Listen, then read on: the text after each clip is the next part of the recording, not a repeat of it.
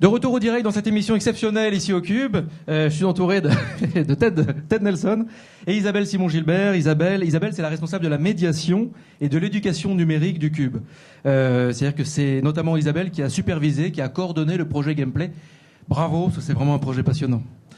Et merci également de m'accompagner dans ce petit dialogue avec Ted Nelson, parce que Isabelle, vous allez notamment m'aider dans la phase traduction, une phase stratégique.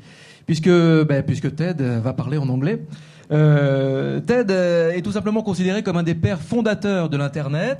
Ted, ici présent, a inventé l'hypertexte, rien que ça. Alors, Ted Nelson, je vous propose un micro. Ted Nelson, vous êtes sociologue, vous avez inventé l'hypertexte, évidemment, comme nous venons de le dire, mais vous avez surtout exploré la technologie, notre société, les travers de notre société. Ma question est extrêmement simple et elle tient en assez peu de mots. Comment voyez-vous l'Internet dans le futur?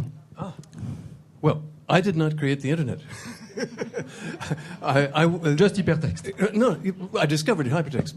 And to me, hypertext is not technology. It is literature. Technology is a myth because most of what they call technology is really packaging. Say the iPhone. Yeah. This is not... That's not technology. That is packaging. This is Steve Jobs took these ideas and put them all together and made it pretty. And the World Wide Web is not technology, it is packaging. Donc Ted est en train d'expliquer qu'il n'a pas inventé Internet, mais qu'il a conçu donc le mot d'hypertexte, et qu'il y a un véritable mythe autour de la technologie qui, pour lui, ressort beaucoup du packaging. Par exemple, l'iPhone, c'est pour lui une sorte de packaging avec beaucoup de bonnes idées rassemblées ensemble sous la forme d'un produit. Donc la question que vous posiez, c'était la vision de Ted en fait pour l'Internet du futur. Ted, you are a sociologist, you are a philosopher. You were questioning our society about its innovation, its failures. How do you see the Internet is going to be in the next future?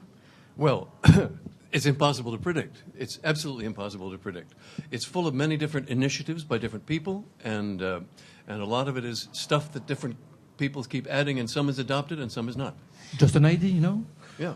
Well, many ideas. There are millions of ideas, and some are made to work.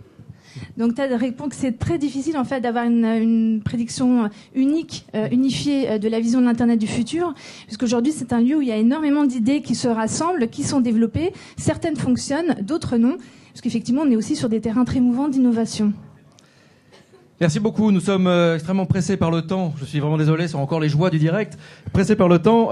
Merci Ted Nelson, vraiment, ce fut un honneur de vous avoir ici parmi nous. Si vous voulez en savoir plus sur Ted Nelson et également sur les activités pédagogiques menées ici au Cube et coordonnées par Isabelle, rendez-vous sur le site du Cube ou rendez-vous tout simplement au Cube. Merci encore Ted, merci Isabelle. Et avant de rejoindre juste un petit débat un grand débat sur la culture numérique avec nos invités, je vous propose de découvrir un personnage hors du commun, de faire la connaissance d'un architecte designer. Son nom c'est Jean-Louis Fréchin et il va nous parler du projet Fab Wall.